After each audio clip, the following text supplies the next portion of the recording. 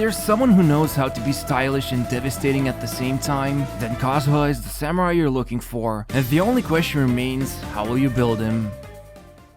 The first thing you need to know about Kazuha is that while he has few viable builds, the one that basically fits him the most, unsurprisingly, is going to be focused on elemental mastery, or to be more precise, him taking advantage of elemental reactions. And that mainly has to do with the fact this samurai boy does quite a lot of swirls consistently, which belong to the transformative reactions category, and the best part about it, since the latest 1.6 update buff, they are absolutely insane right now, but there is a caveat you need to know about. Now traditionally, we're used to the usual suggestion if a character wants to be a support or a sub-damage dealer, their level doesn't matter that much, besides getting them to level 70 or 80, but if you want to hit harder with your swirls when using Kazuha, you need to think about raising him all the way to level 90, even if this sounds weird when talking about a support character. And that's because the difference you get for a swirl reaction is going to be roughly 34% of damage increase, which already is looking good enough, but let's not kid ourselves here, since the supremacy of this reaction lies against multiple enemies, where if you hit 2 or more of them with an Anemo elemental attack, you're actually going to cause double swirls, which ends up as a pretty significant damage increase. Obviously, this isn't going to be the end of the world if you don't have the resources or maybe want to focus on raising someone else to level 90, but the point remains true. Swirls do become stronger the higher your level is, and that has to do with the fact transformative reactions only depend on 3 things: your character's level, their elemental mastery, and the enemy's resistance. But that's basically the sneaky, or to some, boring part of the explanation of why Kazuha's level matters so much. And the next thing that will probably confuse a lot of people is going to be the passive, which all you really need to know about is that at any time you cause a swirl with any of the elemental statuses on your enemies, you get that corresponding element damage bonus. As an example, you have 2 enemies, one with Electro status and another one with Hydro. You cause a swirl with Kazuha, and now everyone in your party gets Electro and Hydro elemental damage bonuses. Now keep in mind, you will not be able to get Anemo or Geo bonus this way, because, well, you cannot swirl these elements, so it only makes sense you don't get that bonus as well, which is a shame to say the least. Now for some fun advanced tricks, his elemental skill is pretty simple on a surface level, but has a few hidden features. For example, if you're climbing and you press the disengage button, immediately tap the skill, gain some height, and grab onto whatever you were holding, which ends up giving you more height and even regenerates stamina as well, so you can now basically climb any mountain with enough patience. But most importantly, since the other passives give elemental absorption, the follow-up from a plunge attack will cause elemental damage from any element that your skill initially came into contact, or it will also use your own status you have on the character, so don't get surprised when you leave water and do a plunge attack on solid ground and end up with a Hydro attack. Which brings us to the final and probably most important trick you should be aware of if you want to take advantage of your builds and team compositions. That has to do with the elemental burst, which also happens to absorb an element once it comes into contact. But the tricky part is that there's actually a hidden priority when multiple enemies are met with different statuses. So with this graph shown here, you can expect to always cause an absorption with Pyro when the other elements are present, while on the other end sits Cryo, which has the last priority. So as an example, if you have an enemy with Pyro, Hydro, and Cryo, you do the burst, it will turn the circle into Pyro, but if you do this again with just Hydro and Cryo, it will take Hydro as the absorption. So in other words, keep this in mind when you're building teams or fight against multiple enemies with different statuses. It's kind of ironic when you think about it. Even in elemental absorption, MiHoYo just can't help themselves and make Pyro yet again the most dominant element in terms of priority. But in essence, that's all the major things you need to know about some of his gameplay mechanics, while the rest of the more finer details get covered in equipment and team building.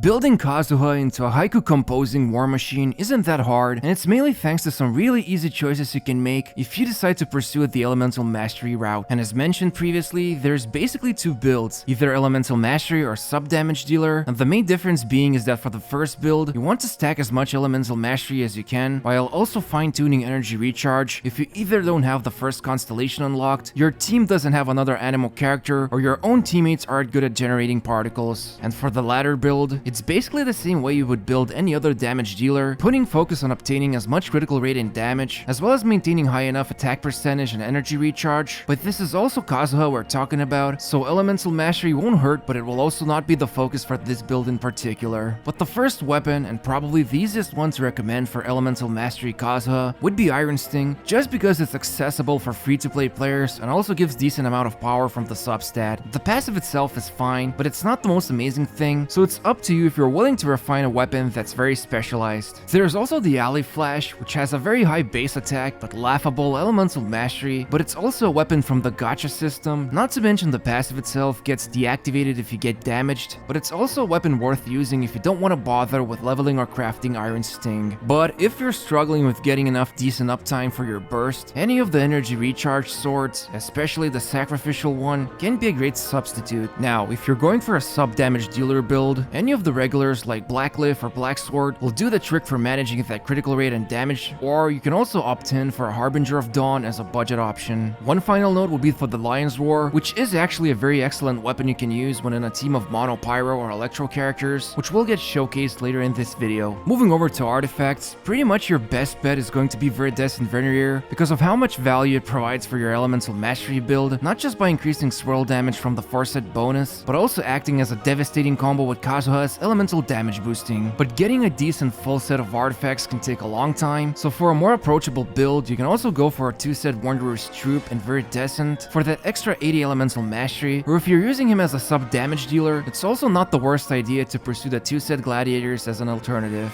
Now for the artifact stats, it couldn't get more simple. Just get elemental mastery on everything, which means we're looking at Sands, Goblet, and Circlet. However, we're talking about realistic scenarios here, so expecting to find not just the main stats you're looking for, but also a full set of Viridescent can take a lot of time, as absurdly as 8 months, like this account, which still doesn't have elemental mastery Goblet from Viridescent set, so instead, if you can have it, you can substitute any of the 3 main stats into either attack percentage, animal damage, or critical rate and damage, but it's recommended to at least try and get 2 elemental mastery main stats from your artifacts. Finally, for substat priority, focus on getting elemental mastery, energy recharge, and of course, critical rate and damage. Last thing to note would be his talents, and if you had to pick which one to raise past level 6, then it would be the burst followed by elemental skill and then normal attack, which by the way, will increase the amount of damage your plunge attack will do, so it's worth leveling but not as much as the burst. So all in all, you could say that this samurai demands some specific weapons and even stats, but it should be obvious by now his strong suit is using swirls not just to cause a lot of damage, but also boost your team from the elemental mastery you gain, and while as a sub-damage dealer you get to see bigger numbers, in all honesty, the line between the two builds get blurry as you can really mix and match them to your liking, especially when it comes to facing off some enemies, where having a all-in elemental mastery build is strong against many enemies, while the sub-damage dealer excels when going up against single targets. But that's just his own build peculiarities. Next would be teams that get to enjoy this Canadian traveler's presence.